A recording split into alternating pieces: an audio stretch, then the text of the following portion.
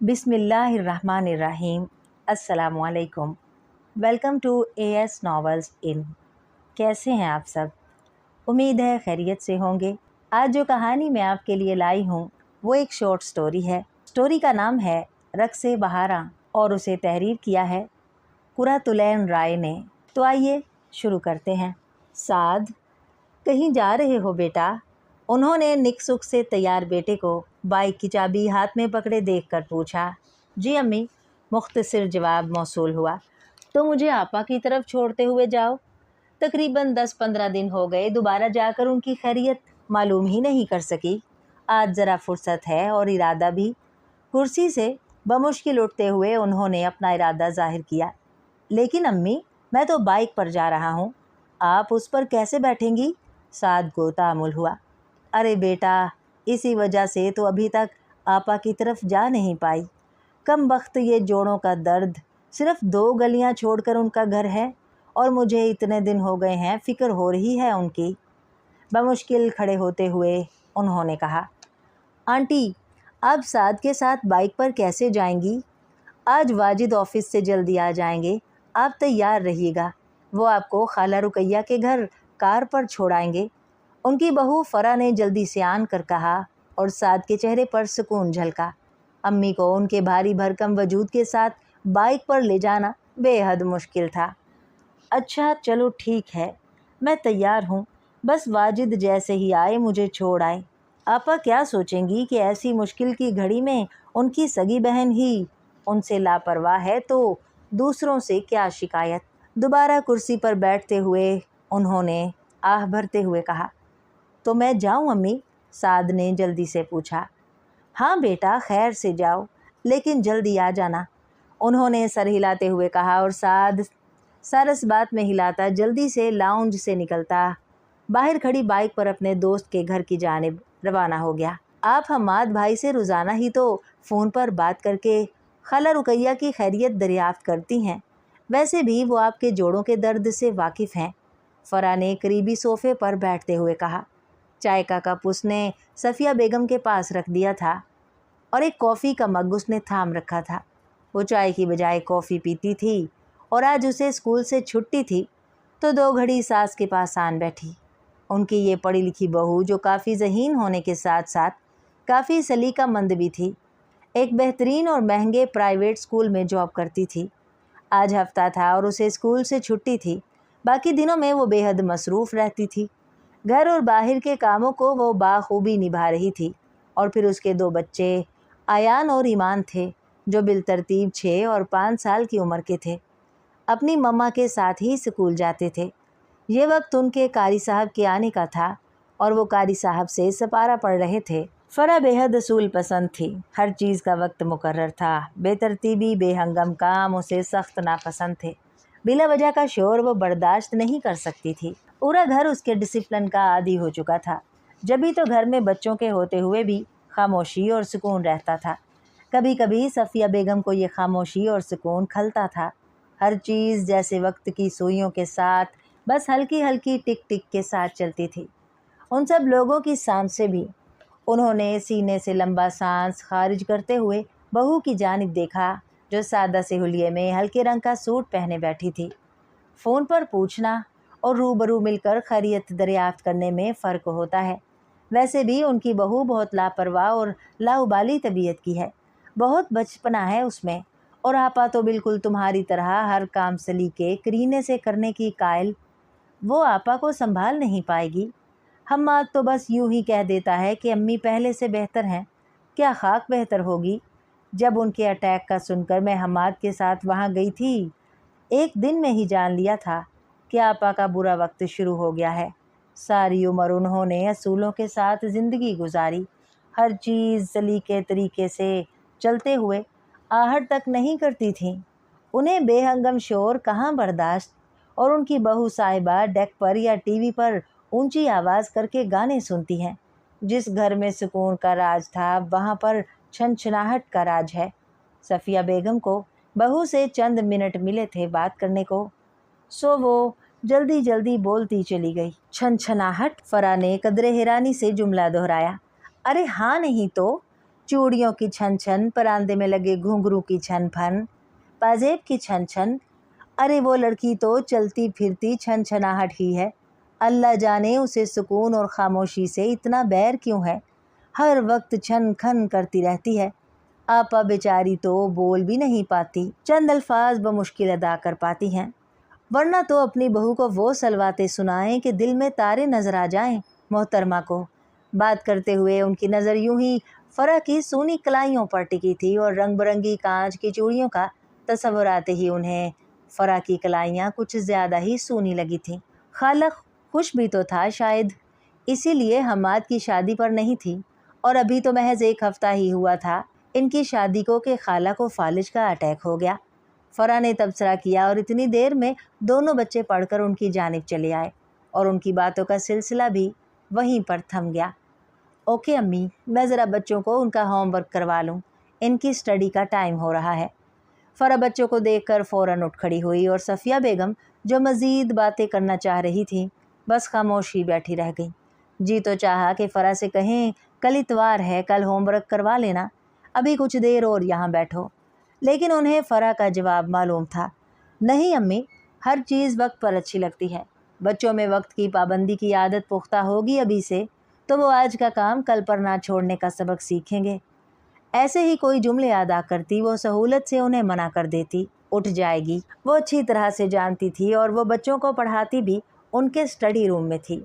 Lounge में study करने का मतलब ऐसी बेतरतीबी उसे पसंद नहीं थी, लिहाजा सफ़िया बेगम अकेली और चुपचाप बैठी रह गईं।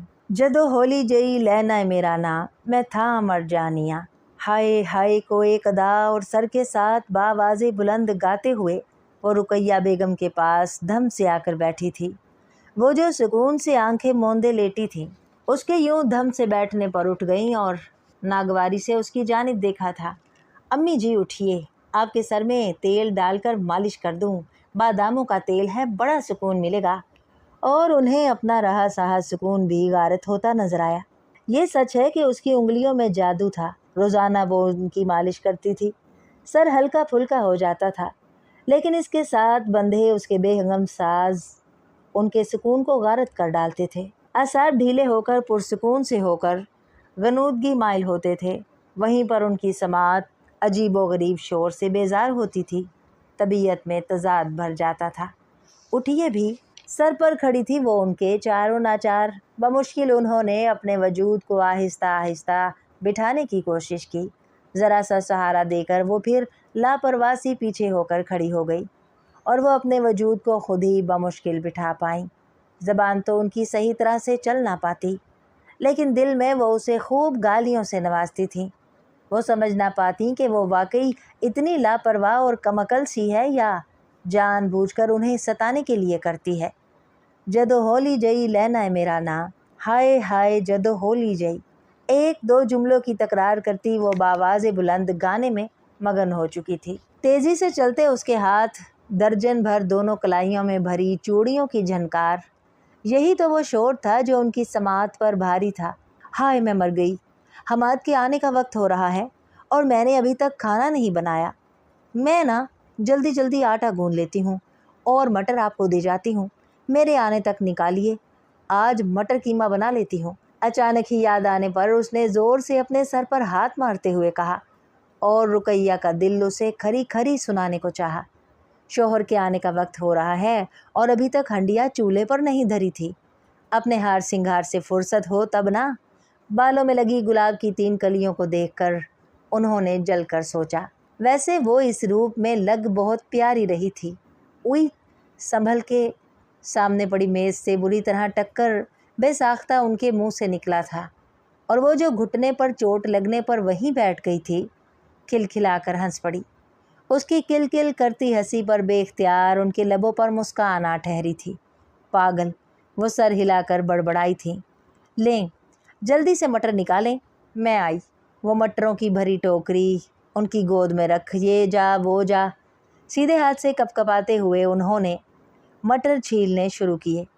अरे बंद कर जा इसे, ज़ोर से बमुश्किल बोलते हुए उन्होंने कुछ ही देर बाद उसे आवाज़ दी थी। टीवी का वॉल्यूम काफ़ी बुलंद था। وہ جھٹ سے آ کر آواز کم کر گئی تھی اور کچن میں جاتے ہوئے وہ اپنی چالاکی پر بے حد خوش تھی۔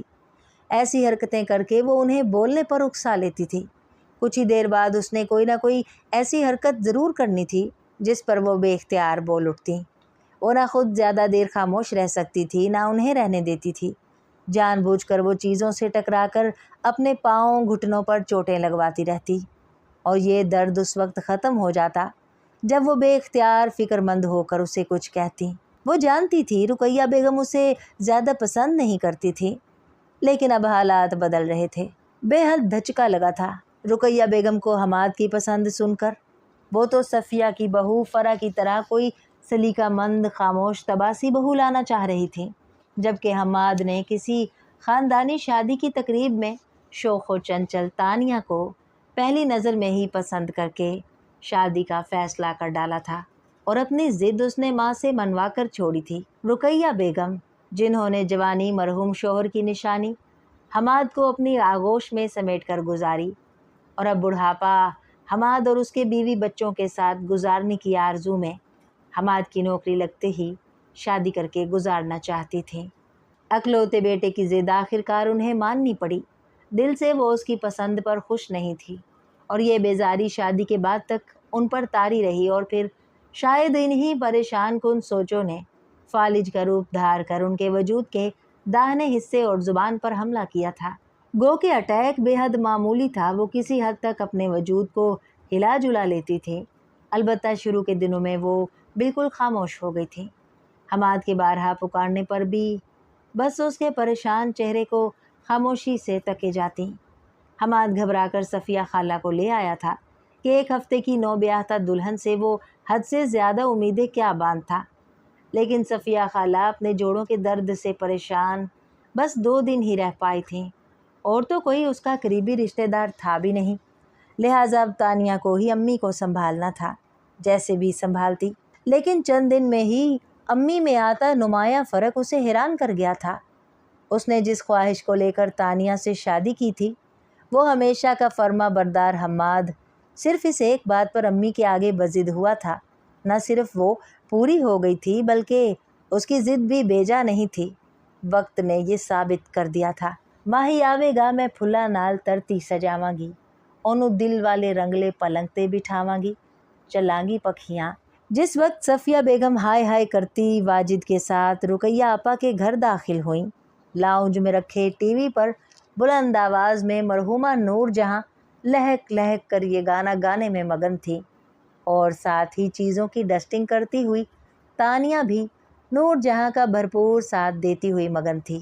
تانیہ انہیں لاؤنج میں داخل ہوتے دیکھ چکی تھی، لیکن ان کی جانب پیٹ کیے وہ اپنے کام میں مگن رہی۔ تخت پر نیم دراز رقیہ بیگم نے انہیں دیکھا۔ تانی، تانی بند کر اسے، بند کر، رقیہ نے قدرے بلند آواز میں اسے پکارا، جس پر جھٹ مڑ کر اس نے دیکھا اور جلدی سے ریموٹ کنٹرول سے ٹی وی آف کیا اور ان کے خیر مقدم کو بڑھی۔ سلام دعا کر کے وہ فوراً چائے بنانے کچن میں چلی آئی۔ صفیہ بیگم رقیہ آپا کو خود سے بیٹھتے اور یوں بولتے دیکھ کر بے حد خوش بھی تھیں اور حیران بھی۔ وہ تو تصور میں بے بس لاچار بستر پر دراز غم زدہ صورت آپا کو دیکھنے اور تسلی دینے آئی تھیں، لیکن صاف ستھرے لباس اور فریش چہرہ لیے آپا تو لگ ہی نہیں رہی تھیں۔ واجد چند ایک باتیں کر کے جلد ہی اٹھ گیا تھا۔ ان کے بچوں کی زندگی ان کے اپنے تیار شدہ شیڈول میں بے حد مصروف تھی۔ تانیہ پھر ان کے پاس ہی آن بیٹھی تھی۔ آپا کا تخت؟ آپا، آپ نے اسے اپنے کمرے سے نکلوا لیا؟ صفیہ بیگم نے لاؤنج میں رکھے تخت کی جانب دیکھتے ہوئے پوچھا، جس پر آپا بڑے تمطراق سے براجمان تھی، اور یہ تخت کافی سالوں سے آپا کے کمرے میں دھرا ہوا تھا۔ جو چیز جہاں پر سیٹ تھی وہ اسے ادھر سے ادھر کرنے کی ہرگز قائل نہیں تھی، اسی لیے صفیہ بیگم کو اچنبھا ہوا اور انہوں نے پوچھ ڈالا۔ اچنبھا تو انہیں اور بھی بہت سی باتوں پر ہو رہا تھا۔ جی، میں نے رکھوایا ہے یہ لاؤنج، تقریباً گھر کے ہر حصے سے جڑا ہوا ہے، تو امی یہاں پر براجمان مجھ پر نظر رکھ سکتی ہیں اور میں ان پر۔ تانیہ نے معصومیت سے نظریں پٹ پٹاتے ہوئے جواب دیا۔ خالہ، آپ رہیں گی نا کچھ دن یہاں پر؟ امی کے ساتھ ساتھ آپ کے گھٹنوں کی بھی روز مالش کیا کروں گی۔ میرے ہاتھوں میں جادو ہے، آپ دوڑنے لگیں گی۔ سچ ہے نا امی؟ تانیہ نے محبت اور اشتیاق سے کہا تھا، اور ساتھ ہی رقیہ بیگم سے تائید چاہی تھی۔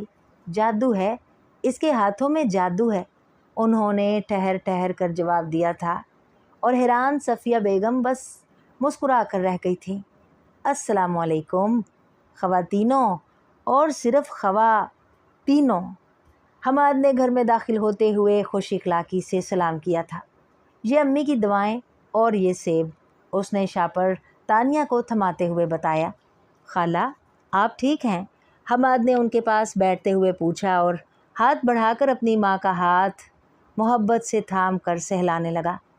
اللہ کا شکر ہے بیٹا، بس جوڑوں کے درد نے کہیں کا نہیں چھوڑا، اسی وجہ سے تو اتنے دنوں سے آپا کی خبر لینے بھی نہ آ سکی۔ آج واجد کے ساتھ ضد کر کے آئی، دل بہت بے چین ہو رہا تھا آپا سے ملنے کے لیے۔ شام مجھے چھوڑ آنا، انہوں نے تفصیل سے جواب دیا اور اپنا اگلا پروگرام بھی بتا دیا۔ ارے نہیں خالہ، کچھ دن رہیں ہمارے پاس، امی کا دل بھی بہل جائے گا، حماد نے جھٹ نفی میں سر ہلاتے ہوئے کہا، اور ساتھ ہی رقیہ کو بھی اپنا ہم نوا بنایا۔ کیوں امی، ٹھیک ہے نا؟ دونوں بیٹھ کر اپنی اپنی بہوؤں کی خوب برائیاں کیجیے گا اور ان کو سیدھا رکھنے کی ترکیبیں سوچیے گا۔ حماد شرارتی ہوا۔ نہ نہیں، میری بہو نہیں، میری بیٹی بڑی اچھی، انہوں نے اٹک اٹک کر نفی میں سر ہلاتے ہوئے جواب دیا، اور تانیہ نے جھٹ حماد کو ٹھینگا دکھایا جو ابھی تک کھڑی ان کی باتیں سن رہی تھی۔ میں کھانا یہیں پر لگا دیتی ہوں یا امی کے کمرے میں جا کر کھانا ہے؟ تانیہ نے پوچھا۔ حماد نے سوالیہ نظروں سے اپنی امی کی طرف دیکھا، اور انہوں نے سر کی مدد سے یہیں پر کھانے کا اشارہ کیا، جسے تانیہ سمجھ کر کچن کی جانب بڑھ گئی، اور صفیہ کو یوں ہی فرح کی ہدایت یاد آ گئی۔ ان کے ہاں کھانا ہر حال میں ڈائننگ ٹیبل پر کھایا جاتا تھا۔ صفیہ بیگم جس روز طبیعت کے پیش نظر ڈائننگ روم نہ جا پاتی، انہیں ان کے کمرے میں کھانا پہنچا دیا جاتا، اور وہ تنہا چند لقمے میں ہی کھا پاتی۔ تانیہ میری امیدوں سے بڑھ کر اچھی اور سمجھدار نکلی ہے، امی کو جس طرح اس نے سنبھالا ہے مجھے حیران کر دیا ہے۔ ابھی ہماری شادی کو چند دن ہی ہوئے تھے جب امی پر یہ اٹیک ہوا، چاہے معمولی سا ہی صحیح۔ میرا تو خیال تھا کہ بہت مشکل ہو جائے گی، گھر کا نظام تو بگڑے گا ہی، امی کو سنبھالنا بھی شاید آسان نہ ہو، لیکن امی نے جس طرح گھر کا نظام بنا رکھا تھا، جو چیز جس جگہ تھی وہیں پر رہی، کوئی ترتیب ہی نہیں آئی، اور یہ بھی مجھ سے زیادہ تانیہ کا ہاتھ ہے امی کو صحت مندی کی جانب لانے میں۔ ڈاکٹر نے کہا تھا کہ امی اپنی ول پاور استعمال نہیں کر رہی ہیں، جیسے وہ چاہ نہیں رہی کہ اس بیماری کے خلاف لڑیں۔ تب میرا دل ڈر گیا تھا، میں جانتا تھا کہ امی 100% میری شادی پر خوش نہیں، بس میری ضد مان گئی ہیں، لیکن وہ اپنی اس ناخوشی کا بدلہ خود کو صحت مند نہ ہو کر لیں گی، میرے وہم و گمان میں بھی نہیں تھا۔ میں بے حد پریشان ہو گیا تھا، اور یہ بیماری پچھتاوا بن کر اس رشتے کو خراب کر ڈالتی۔ اس سے پہلے ہی تانیہ نے آگے بڑھ کر سب کچھ سنبھال لیا، اور میرے سر سے یہ بوجھ بھی اتار ڈالا کہ امی اس شادی پر پوری طرح خوش نہیں۔ خیر، میں تو اب بھی امی کو آفر کرتا ہوں، اگر وہ چاہیں تو ایک اور بہو لے آئیں، جہاں کہیں گی وہیں جھٹ شادی کر لوں گا۔ لیکن امی پہلی بہو سے ہی اتنی ڈر گئی ہیں، دوسری لانے کی بات پر ناراض ہونے لگتی ہیں۔ آنکھوں میں اتری نمی کو صاف کرتے ہوئے آخر میں حماد نے بات کا رخ بدل کر بوجھل ماحول کو ہلکا پھلکا کرنے کی کوشش کرتے ہوئے شرارتی مسکراہٹ سے کہا، نہیں صفیہ، تانی اچھی۔ رقیہ نے نفی میں سر ہلاتے ہوئے صفیہ بیگم سے کہا، اور ساتھ ہی حماد کو گھورا۔ نہ جانے کون سا جادو کیا ہے تانی نے آپ پر، جو ذرا اس کے خلاف بات سن لیں۔ جیلس ہونے لگا ہوں میں تو، اب میں ذرا فریش ہو آؤں، کھانا بھی یہی کھاتے ہیں اور خوب ساری باتیں بھی کریں گے، حماد نے اٹھتے ہوئے کہا، اور اپنے کمرے کی جانب بڑھ گیا۔ شادی کی رات حماد نے مجھے بتایا تھا کہ انہوں نے مجھے ایک شادی کی تقریب میں دیکھا اور بس وہیں پسند کر لیا تھا۔ انہیں میرا شوخ و چنچل انداز بھا گیا تھا، اور ان کے گھر میں جو ہر وقت سونا پن جھلکتا تھا، میرا وجود ہی آ کر اسے ختم کر سکتا تھا۔ یہ بھی انہوں نے بتایا کہ امی میری لاپرواہ اور شوخ طبیعت سے خائف تھیں، نہ جانے ایسی بہو آ کر گھر کا کیا حشر کر ڈالے۔ اور پھر جب حماد بے حد پریشان تھے کہ امی ٹھیک ہونا نہیں چاہ رہی، تب میں سمجھ گئی کہ امی کا دل بیٹے کی ضد پر ٹوٹ گیا ہے اور اب مجھے ہی اس ٹوٹے دل کو جوڑنا ہے۔ میں کمر کس کے میدان میں اتر آئی، لیکن مجھے پتہ چلا کہ امی تو اندر سے موم ہیں۔ میری محبت اور خلوص کی انہوں نے پذیرائی کی، تبھی تو اتنی جلدی ٹھیک ہو گئی۔ میں جان بوجھ کر ان کے سامنے چیزیں بے ترتیب کر ڈالتی، مجبوراً انہیں بولنا پڑتا۔ پہلے تو وہ سر کے اشارے یا ہاتھوں کے اشارے سے سمجھانے لگیں کہ یہ ٹیڑھی ہوئی میز یا کرسی ٹھیک کر کے رکھوں، انہیں الجھن ہو رہی ہے، اور ان کی الجھن ہی میں سلجھن تھی۔ میں سمجھ گئی، کبھی مٹر چھیلنے بیٹھ جانا اور چند دالیں نکال کر چھوڑ دینا کہ آخر کار انہوں نے خود ہی بائیں ہاتھ سے نکالنے شروع کر دینے، مجبوراً۔ دراصل میں نکالتی کم اور کھاتی زیادہ تھی۔ میں جانتی تھی ان کی کفایت شار طبیعت کو یہ سب نہیں بھائے گا۔ ٹی وی میں اونچی آواز میں گانا لگا کر خود کچن میں چلی جاتی اور ریموٹ قدرے فاصلے پر رکھ جاتی۔ مجبوراً وہ خود کو کسی نہ کسی طرح سے بٹھا کر ریموٹ پکڑ کر ٹی وی آف کر ڈالتی، یا پھر جب میں ریموٹ اپنے ساتھ لے کر جاتی تو انہیں مجبوراً مجھے آواز دینی پڑتی۔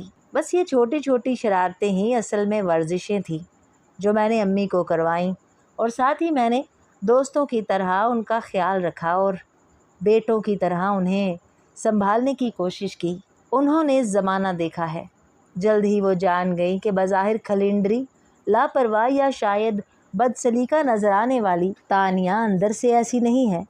میں ان کے بیٹے کی چاہ بن کر اس گھر میں رہنا نہیں چاہتی، بلکہ ان کی چاہ بھی بن کر رہنا چاہتی ہوں، کیونکہ میں نے جان لیا تھا کہ حماد کا شادی کا فیصلہ اگر کسی وقت پچھتاوے میں بدلنے لگا تو آگے کی زندگی ہماری ناآسودہ اور خزاں رسیدہ ہو جائے گی، اور میں تو ہمیشہ ہمیشہ اس گھر میں رقص بہاراں کی آرزومند اور دعا گو ہوں۔